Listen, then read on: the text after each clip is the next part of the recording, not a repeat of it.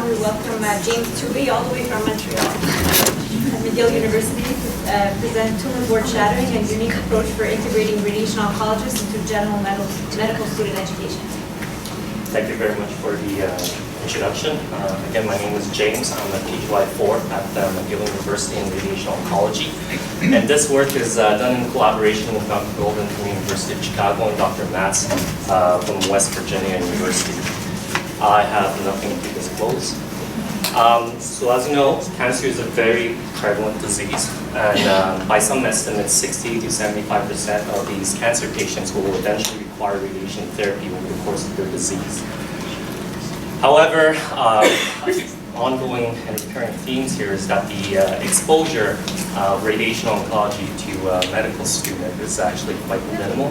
And as Dr. Altieri has already alluded to, at McGill University prior to January 2019, the exposure to radiation oncology for medical students is essentially zero. So for that, I have to commend Duke University for being able to put so much emphasis on radiation oncology in medical education. That was not something that was easily done at McGill University because of resistance from the undergraduate office. So the challenge here is, how do we implement something that's simple and yet effective? So simple and effective means of exposure to medical students. In layman's term, how do we low-key snatch the medical students from the iron grip of these undergraduate medical office and expose them to dangerous radiation? One way is via tumor boards that are quite common at academic centers, however underutilized for the purpose of medical teaching. And a previous single institution has already demonstrated the feasibility of tumor board shadowing program as a means to expose students to radiation oncology. So the work presented today is further assess the efficacy in the multi-center setting in the US and in Canada. So this is a radiation oncologist driven program for first and second year medical students at 3 institutions, again, West Virginia, University of Chicago, and McGill University. Students attended one site-specific tumor board. It was first initiated at West Virginia University, and first year students were assigned a tumor board, while second year students were offered a choice. Students at the University of Chicago and McGill University participated in a program on a voluntary extracurricular basis. First and second year students attended one tumor board of their choice. A faculty member was assigned to students for debriefing after the experience, and an online survey was sent to the students.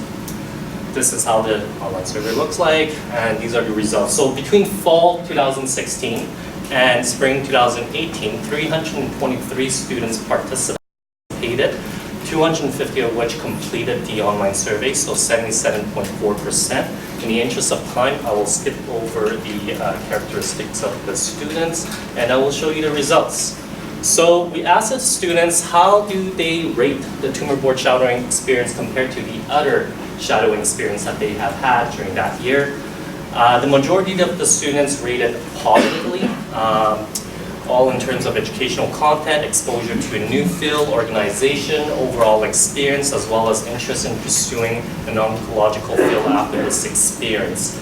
Further analysis revealed that the students who participated voluntarily were more interested in pursuing oncology, not too surprising. However, the students who did not have prior tumor board experience were more likely to rate higher for exposure to new field. Second year students were more likely to enjoy and have a better overall experience, and students whose experience was mentored were more likely to rate higher the educational content and overall experience.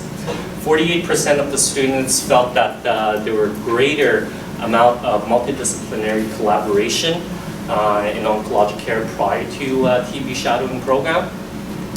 While 21% of them after this experience felt more competent or confident interacting with cancer patients.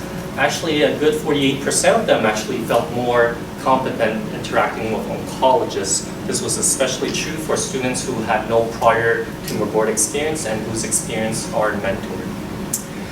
When we asked them how their interest in pursuing individual oncologic specialty was, The majority of them answered about the same, although there were more who answered positively than negatively. And when we further analyze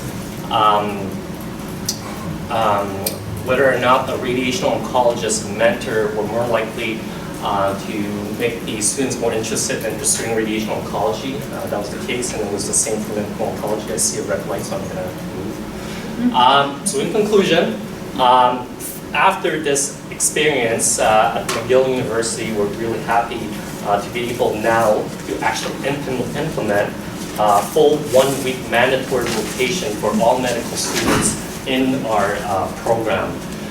So for medical schools like Duke who cannot or are meeting resistance in implementing radiation oncology into the formal medical education program, tumor board shadowing program could be an incognito way of sneaking into the medical education. Thank you very much.